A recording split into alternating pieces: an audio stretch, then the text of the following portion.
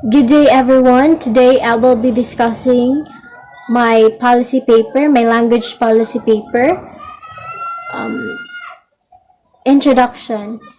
Mother language has an extreme, incredible effect in the development of a person. Our first language, the excellent sounds which one hears and get acquainted with before being conceived while in the belly, has such a significant function in forming our perceptions and feelings. A youngster's mental and character advancement will rely on what has been passed on through first language. Figuring out how to talk in a primary language is significant for a youngster's general turn of events.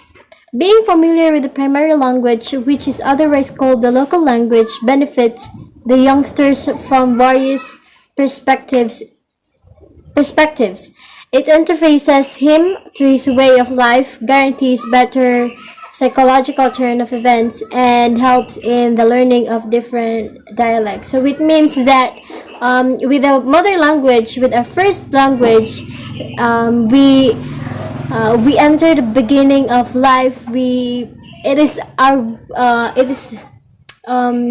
instrument to um, understand better what life is, and to understand the various perspectives from other people. Diba, if we when we were born, and then when we grow up, we communicate with our mother language. So with the first language, it is where we learn and use in conveying our messages and our thoughts with other people. We preserve our own languages because it signifies our origin and our unique culture. The differences between languages must be recognized to avoid confusion and killing some language unintentionally. In the world where almost everything is emerging, specifically in the formation of some languages, we are obliged to make boundaries that could protect the rights of our local languages so it would not be forgotten and suppressed by the bigger languages. We are most comfortable in the language that we've been hearing since we were little, and it is our means in expressing ourselves fully to other people. It is a mistake if we neglect that and turn our backs from it. So, in preserving our native language, of course, we tend to use it every day. Um, we tend to promote it because it shows our origin and our culture, how unique our culture is, and of course it will distinguish the difference between other languages and our own native language. Of course, diba, if you don't use the language anymore, there will be a chance that the language will die. The language will die, and in the world where almost everything is emerging, specifically in information of languages, we're obliged to make boundaries. So, for example, in English and Tagalog, diba, we have now in Taglish, where English and Tagalog can be combined. So, and because of that, if we use Taglish, we should make boundaries that will not discriminate the both of the language, because it has differences, and it is important to know that they have different values to the users of the language. The significance of saving our nearby language must be acknowledged by the youth, for they are the simple ones to impact these days. They should not be the one who ought to be affected by different dialects. However, rather they ought to be the one to make an impact against different dialects. Conservation of the language is prescribed to keep up the quality and utilization of the language in the following ages. Making measures and strategy are only instances of the achievements should have been done. The target language is the Visayan language or Cebuano from Cebu that we use in the region. So, diba, in our generation right now, the youth have been the easiest to influence. Especially, example is the Korean people, the Korean actors, the Korean singers influences the Filipino youth, the Filipino teenagers, where some of them were no, there where almost all of them uses Korean already, and it is okay to be influenced by other languages, but it is also important to be not just influenced by the language. We should also make a way to influence other people by our own language, so that our language or dialects will not be discriminated by other foreign foreign language users. So, background of the language. Um, in this background of the language, I focused on Cebuano because the mother tongue. There are a lot of mother language in the Philippines, in different regions. So here I focus on the Cebuano, Visayan language, because that is what we use here in our community, um, and it is the language that close to my heart. So the Cebuano language casually alluded to by a large portion of its speakers, just as Binisaya meant Visayan in English, yet ought not to be mistaken for other Visayan dialects, is an Austronesian language spoken in the southern Philippines, to be specific in central Visayas, western pieces of eastern Visayas, and in most of Mindanao. Cebuano was first reported in a rundown of jargon arranged by Antonio Pigafetta, an Italian traveler that who was essential for and achieved Ferdinand Magellan 1521 expedition. Spanish preachers began to write in the language during the mid 18th century. Because of the possible 300-year Spanish pioneer period, Cebuano contains numerous expressions of Spanish starting point. While there is proof of a pre-Spanish composing framework for the language, its utilization seems to have been inconsistent. Spaniards recorded the Visayan script, which was called Kudlit Kabadlit by the natives. So the Cebuano language originated from the Spanish era. Yeah. For Spanish people, diba, did you notice that there are Cebuano words that are almost the same or the same with Spanish words? So, yeah, it was influenced by the Spanish people, Spanish colonizers before. It has the biggest local language talking population in the Philippines, notwithstanding not being educated officially in schools and colleges until 2012. Cebuano is widely used in Cebu and in the 167 islands that surrounds it, such as in Bohol, Siquijor, Masbate, Samar, Leyte, and in a lot of region in Mindanao. A few linguists of Cebuano have various names for the language. Ethnic gatherings of Cebuano speakers from Cebu are predominantly called Cebuano. Cebuano speakers from Bohol are Bolanon, while Cebuano speakers in Leyte distinguish their vernacular as Kana. Leyte Cebuano or Leyteño.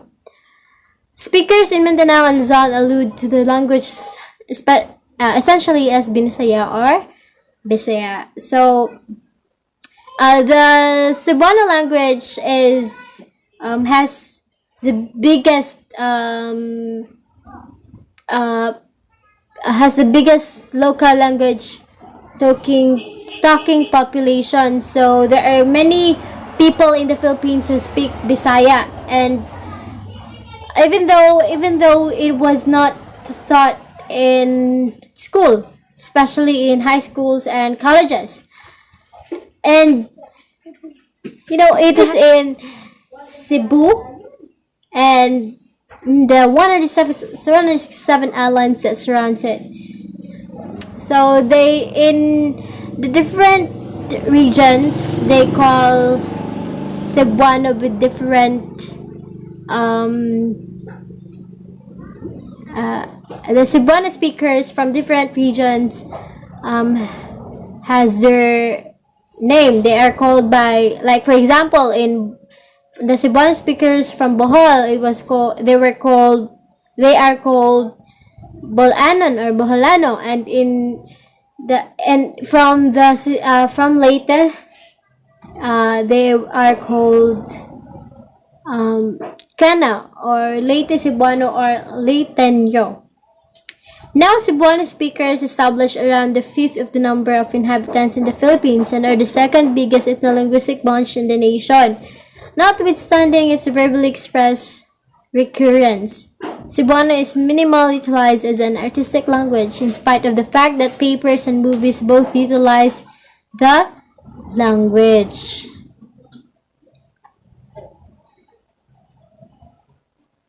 So 1/5 of the Philippines inhabitants speaks Cebuano. So I have made a policy methods, which is the main objective is to continue fortify and grow our nearby dialects to give the establishment aptitudes to obtaining of our own dialect. The purpose is to make solutions to the problem of the preservation of the mother tongue, since languages in the present keep emerging with one another. So, though I made this policy for Cebuano language, it is also applicable to all mother language in the Philippines. So the first one is the mother language must be used everywhere in the community, in school, churches, workplace, and especially at home. Using it every day is the best way to preserve it and avoid language extinction. In connection with this, a use one language policy will be implemented in the local community. So, diba, it is better to use our native language when it comes to communicating with other people in our community, because it is our main language, it is our common language be used. Number 2, the proper use of mother language should be taught in the first 3 years in grade school, including in the kindergarten. English should be taught later on to avoid confusion to the young ones. The teachers should have an evaluation every week to enhance the children's vocabulary and understanding in the language. The language education of the pupils in school should be emphasized and prioritized because this is where they start to learn the language use of the language. So, diba, in school, the teachers teach the children to properly use the language, both English and Tagalog. But now in our curriculum, in our new curriculum, the first the first 3 years of grade school are thought to be are thought about the proper use of native language, the use of the native language. So this is to help the students to more engage with the native language, to know more about the native language, since children are more good in acquiring in their age. Cool. And number 3, in high school, there should be a subject with descriptive titles, significance of mother tongue, in the senior year of the students. So the third one is in high school, there should be a subject with descriptive titles, significance of mother tongue. In the senior year of the students, this is to remind them that our mother language is as important as other languages. Since the curriculum includes the importance of multilingual, the students must not forget their mother language. Diba in high school, we native language is not taught anymore since it was taught in the first grade already, in the grade school already. So in this part, in this subject, significance of mother tongue, it will just to make them remember how important our native language is, and how we value our native language, and how we should promote our mother tongue, since it is really relevant to us, the multilingualism. The fourth one is the government must provide all the instructional materials and expenses they needed in implementing the mother tongue based to multilingual education to teachers, because it will take a lot of adjustment since we have different dialects. This is to support all the teachers mentally and morally. The teachers should adjust to the needs and difficulties of the students. So the government should help our teachers, because adjusting with different dialects to be assigned with, for example, the teacher's native language is Bisaya, but she was assigned to somewhere somewhere in the somewhere region in the Philippines with different native language. So of course the teachers will adjust with the needs and difficulties for herself and for her students, for her pupils. So the fifth one is the means of instruction should be translated in the native language, so it will become understandable to the learners. This is to make the students more active to the classes and make the lessons more effective. Diba, there are some of us who are not really good in English, in comprehension. For us to comprehend more effectively the lessons and the things that we needed in school, the instruction must be translated to the native language if needed. If there are students who do not understand very well. So in number 6, the teaching of mother tongue should be accurate and will suit by the needs of the students' lesson. Also, the struggles for both the teacher and learner. The teachers must have a proper seminar and rotation about the mother tongue. There might be words that are not understandable by the kids, so the teachers must be knowledgeable enough about the native language. So the teachers should attend seminars and orientations about different native language, so that when it comes to teaching the native language, they will know what to say and what to answer with to the students. So they should be knowledgeable enough about the native language. So number 7th policy. In workplace, there should be a distinction on the required language in the field and the mother tongue. While at work, they are allowed to speak Bisaya or other native language in break or leisure time. If there is other people that uses different mother tongue, all of them should speak the same language that is understandable to everybody. In this way, the language discrimination will be avoided at work also. The workplace should be promoting the use of the mother language. So, diba, if we preserve our mother language, of course, after not alone in the education field, but also in the work field, where professionals are there. So, for example, let's say, for example, the call center agents use English in entertaining their clients. So, what I mean with this is, when it comes to work, they are advisable to use the English language because it is required for them to use it in work. But they have break times or leisure times because it is also important to, use use our native language to communicate with the other native language users also.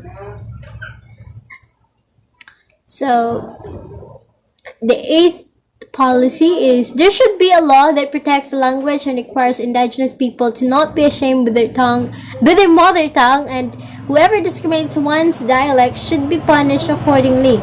Protecting our mother tongue at all costs to avoid its extinction. So the government should make a law. I guess there's a law already, but I forgot to research. But the government should mandate a law that will protect our language, our native languages, and we of course require indigenous people to use it and promote it. And whoever discriminates one of our native languages will be punished accordingly. But we protect our native language to avoid extinction. The ninth one is use the local language everywhere and every time. Promote it.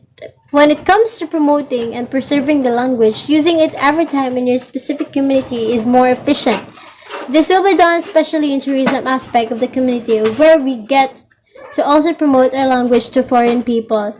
The above, when it comes to business, resorts, and other big establishments, there are many foreign people coming.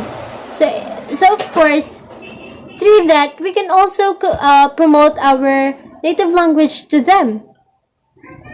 Like, we can teach them, and we can share knowledge about our native language. The last one is respect the first language, our mother tongue, in a way that when you get to learn new languages, you should not put our mother tongue in a box where you couldn't use anymore.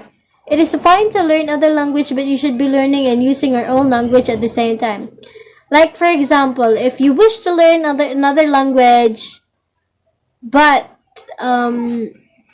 you forget to use our mother tongue na dayon, it should not be like that, because of course, if we respect and love our first language, we don't tend to do it, because of course we want to preserve our language, we want to preserve our native language.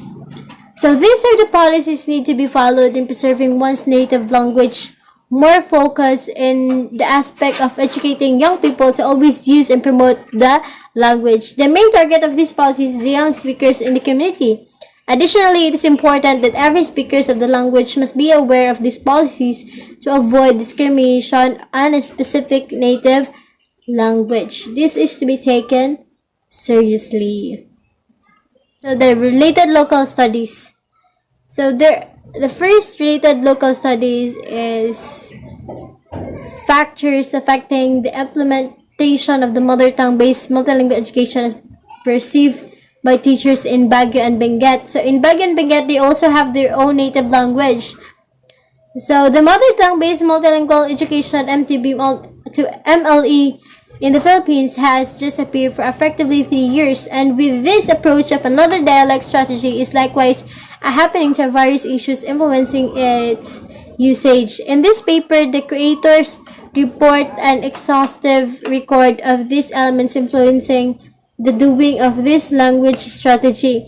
The objective of the analysis is to assemble and break down satisfactory information on the issues in the usage, the methodologies utilized by the instructors themselves, and showing the learning territories in the main language of the understudies, and the acknowledgement of the educators of the execution of the MTB to MLE.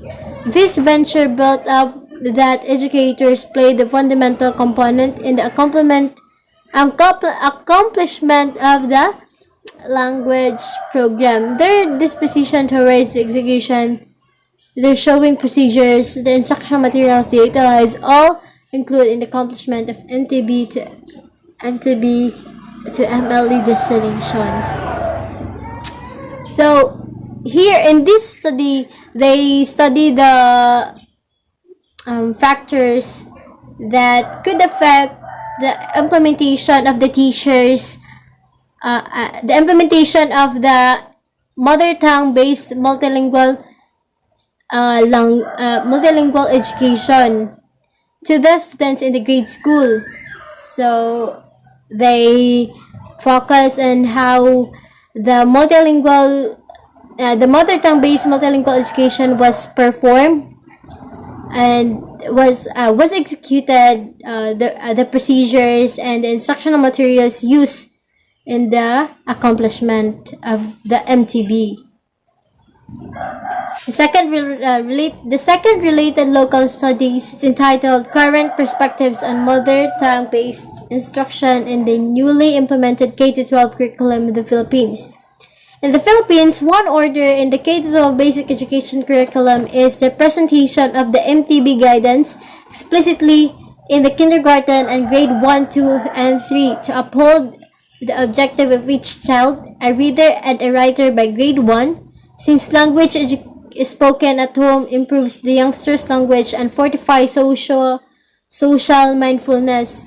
Educating materials and evaluation will be in provincial or local dialects of the bilingual students. The specialists utilize polls to get the vital information required, including the respondent's profile. The information assembled were examined and deciphered utilizing measurable instruments to show up at substantial discoveries. Results uncovered that educators' recognitions of MTBE have huge contrast when they were assembled by their profile. The chi-square test demonstrated that there is no critical connection between MTB guidance and the understudy's scholastic exhibitions. Discoveries likewise uncovered that one winning view of instructor that repress the usage of MTB MLE is the profound situations, perspectives, and indigenous dialects and the reasonableness along homeroom guidance.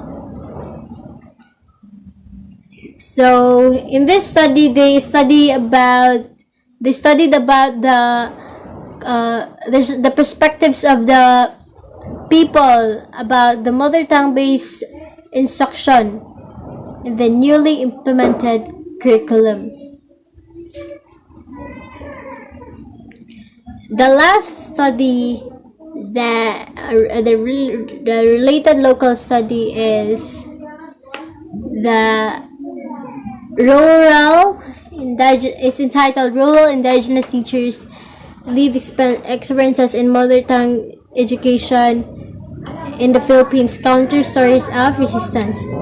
Conceptualized with critical race theory, this examination dissected the lived encounters of indigenous country educators in actualizing a native language-based multilingual training (MTB to MLE) strategy in the Philippines. Subjective information from interviews, homeroom perceptions, and center gathering interviews were acquired from the 10 educators from 3 schools locale considered sub-metropolitan and rustic settings in the northern area of the Philippines. Phenomenological strategies for information investigation were utilized to get aggregate composite stories from the educators' encounters.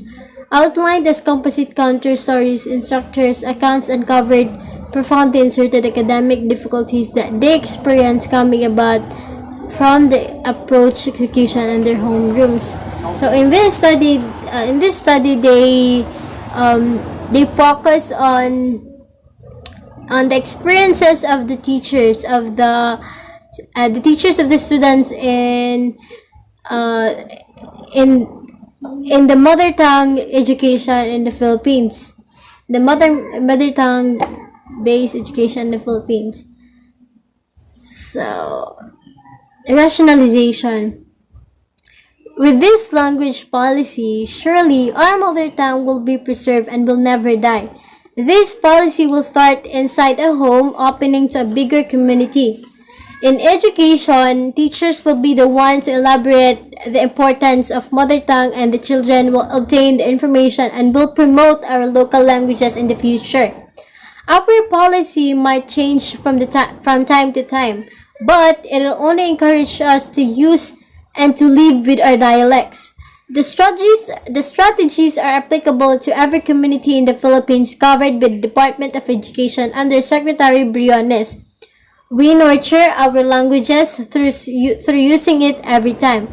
We created a language policy to be followed at all times in terms of pushing the strong preservation of our native jargon and not to be neglected.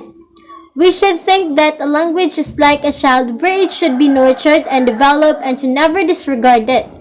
We must somehow realize that a language only exists if people use it. It is for us to understand each and other express and each and understand each other and express one's thoughts and feelings. Our mother tongue is much more valuable than any other language because it is our means clarify to understand and clarify the important people of our lives. At mother tongue, we do substantially more than limit existing efforts. We can't live we can likewise make unique substance in the known dialects. It is the language we use in our first conversation and the beginning of our outside world adventures. It is such a great honor to be promoting our mother tongue in our land and in other foreign language. We might have been through a lot of influences from foreign colonizers decades ago, but its uniqueness is inarguable. So, that will be all. Thank you for watching.